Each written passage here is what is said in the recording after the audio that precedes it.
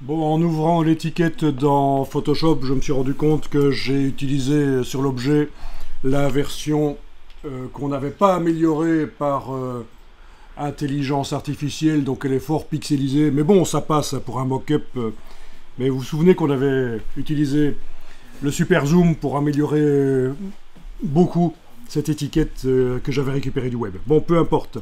Quoi qu'il en soit, en dupliquant le fichier et en demandant dans filtre 3D générer une carte de normale sur base de ceci, juste la forme de l'étiquette blanche sur fond noir. Bon, il serait possible donc de faire en sorte que dans dimension, l'étiquette ait une épaisseur.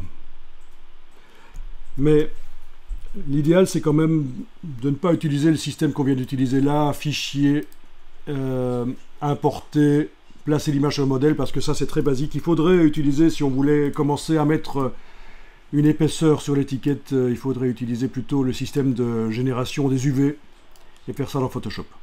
Même chose si on voulait qu'à différents endroits il y ait différentes étiquettes. Vous avez peut-être remarqué que c'est difficile de placer plus qu'une image sur l'objet.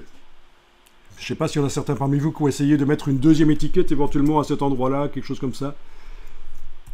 Avec le système des UV dans Photoshop, le déploiement UV, ce serait possible, mais ici, ça me paraît difficile. Donc tout ça pour dire qu'il y a possibilité d'aller plus loin que simplement ça. Voilà.